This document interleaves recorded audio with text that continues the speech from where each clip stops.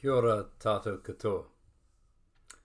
Martin Luther King Jr. once said, with I suspect more faith than certainty, that the arc of the moral universe is long, but it bends towards justice.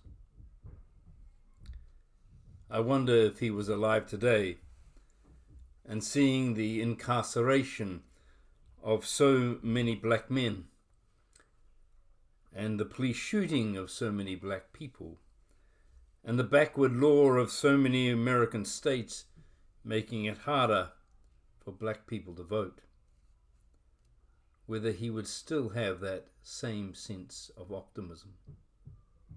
I hope so. Justice is like the word love.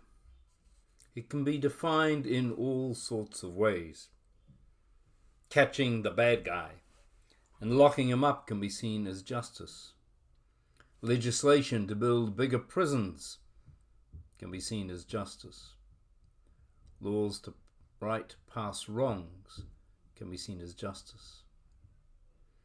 There is retributive justice, procedural justice, restorative justice. There are institutions of justice and dreams of justice.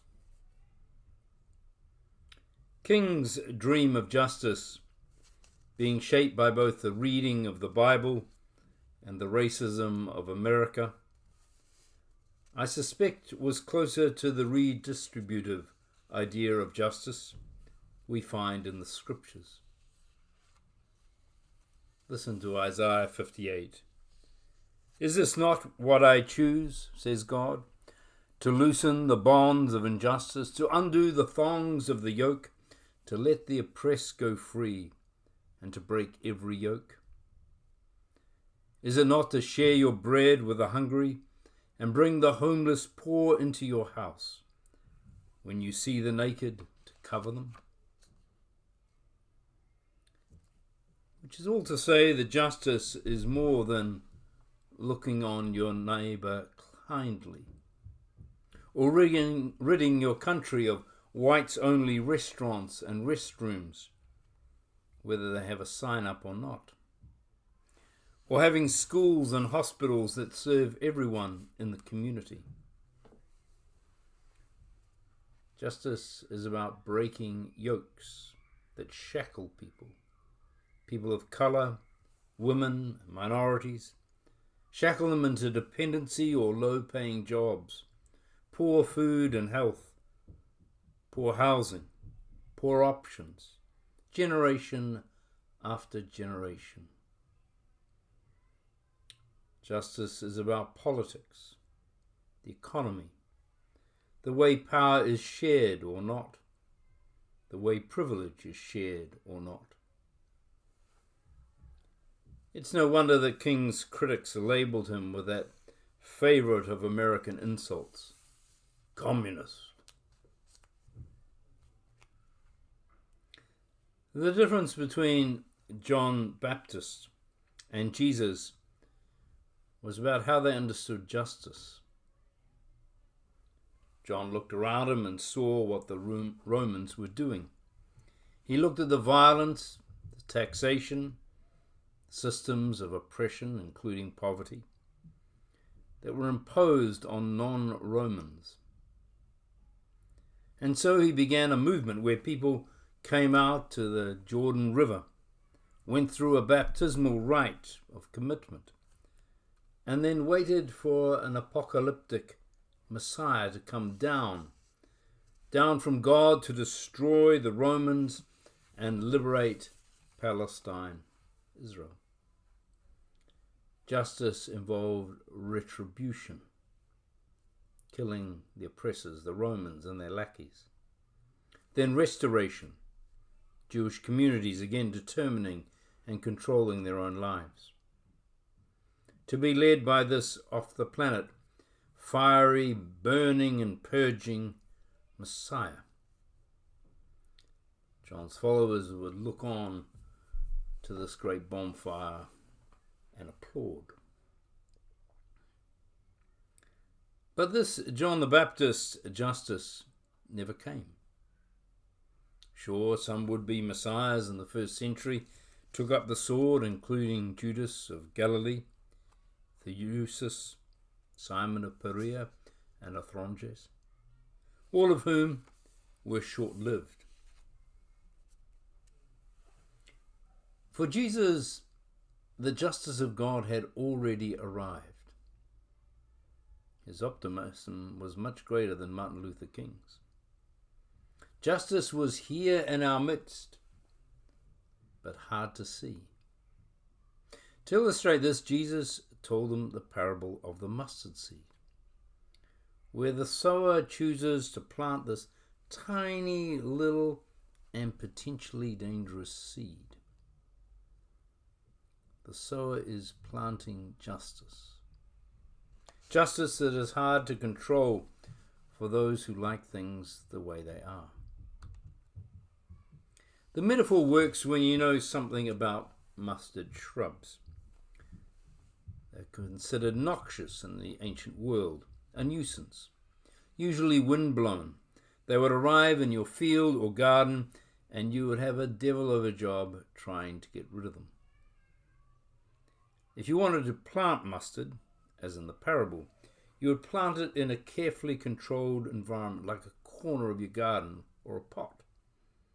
Even then, your neighbors would blame you if the wind picked up the seeds and mustard was transplanted into their gardens.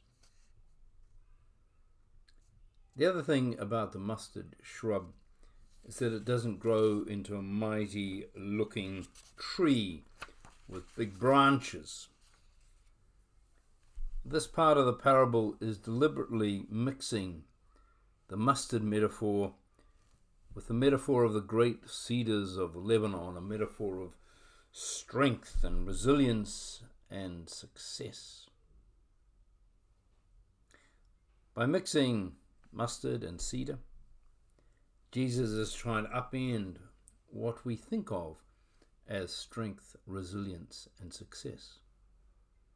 Maybe it's what we see as a tiny nuisance that should have these accolades. So justice is here, says Jesus. It's tiny. It's not what you expect. It's a nuisance. And we participate in its planting. We collaborate with God to bring it about. As Dom Crossan says, John the Baptist understood God's justice as an intrusion for which humans could hope, but not participate in except by acceptance. But for Jesus, God's justice involved divine and human collaboration.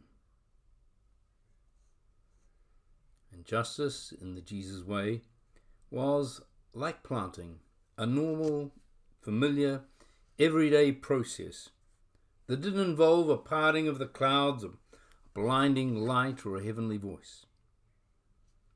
Like with planting, watering, and tending a shrub, we cooperated with a force beyond our own strengths and abilities to bring about justice's growth. I met a woman at the shops the other day who I've known for many years. She's headed up significant charitable organizations and given her time and money generously to many, including her local parish church. I asked her about her minister. He's Maori, full-blooded, she said, but he's a very nice man.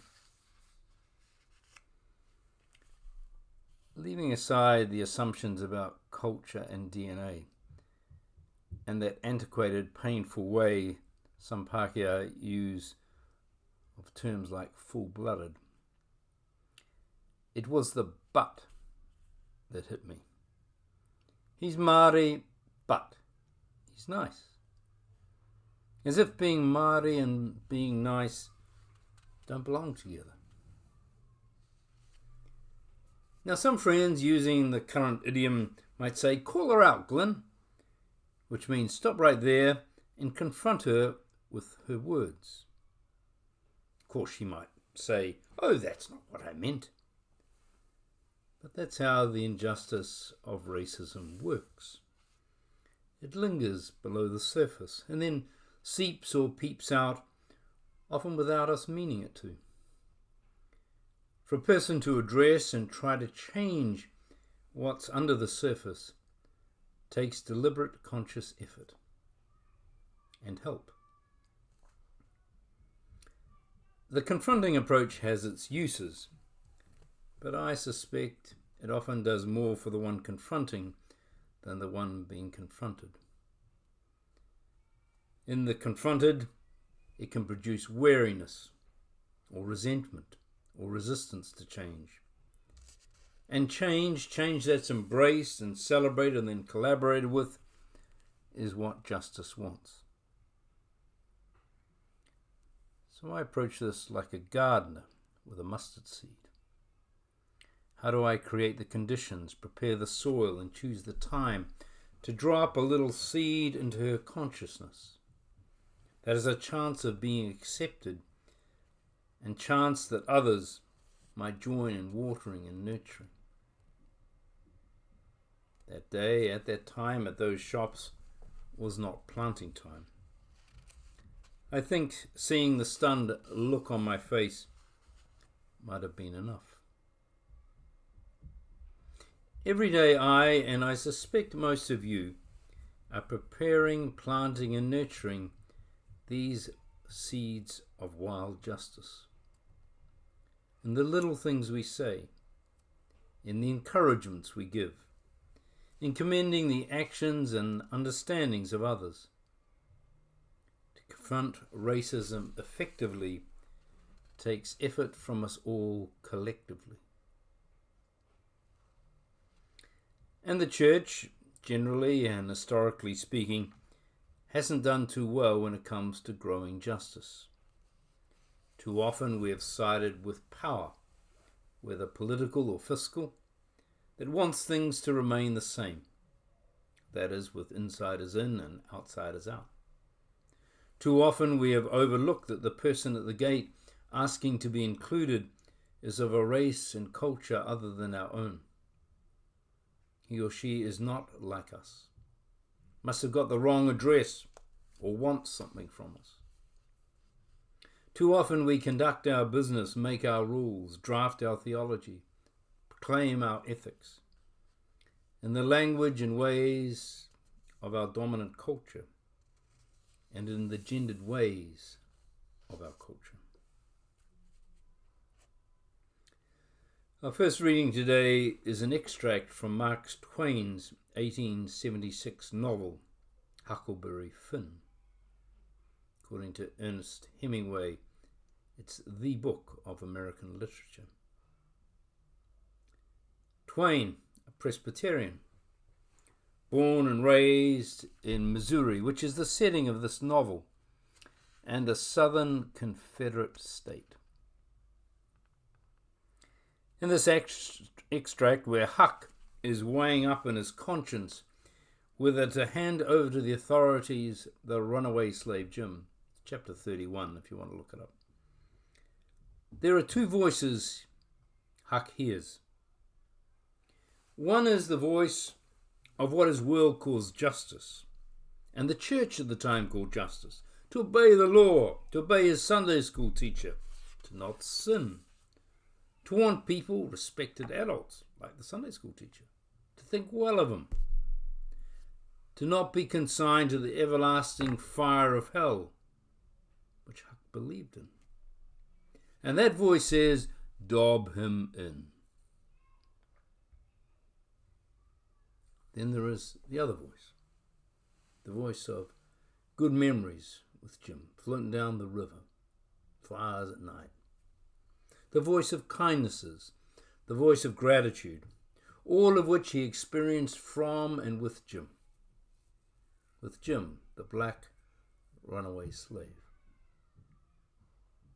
When you think of the strength of that first voice, upbringing, authorities, God, pleasing adults, the threat of hell, it's a miracle that he listened to that deep rhythm within him and he chose the latter. He ripped up the letter, and in a brilliant theological statement of faith said, "All right then, I'll go to hell." Twain is sowing in this book seeds of a subversive hope. This book was banned in many American libraries. Seeds of a subversive hope, in particular that the dehumanizing and heretical institution of slavery might come to an end. Because it is what feels right in the heart. Twain is collaborating with justice. We try to be just, to find a medium of experience and have the courage of Twain. We sometimes succeed and oftentimes fail. We listen for that song of the heart calling us to justice's vision, and that knock on the door offering justice's practicalities. So we try, we join together and try. We pick each other up when we fail, and then we try again. We block out old theologies and knock out new ones. We discard the God of privilege and chosen peoples and pictures of a white Jesus and always obey the law. We go to hell in some people's eyes as we try to earth a little of heaven's justice. But let's not be too hard on ourselves. Let's have the confidence of King and Jesus, that the arc of the universe bends towards justice, that there's a wind that picks up those seeds from shrubs we've helped plant and blows them where it will. Hundreds, thousands, millions of little subversive seeds singing a song of justice and making it real. And we join with that song and that mighty chorus, and we join in making justice real. Blessings on you this week.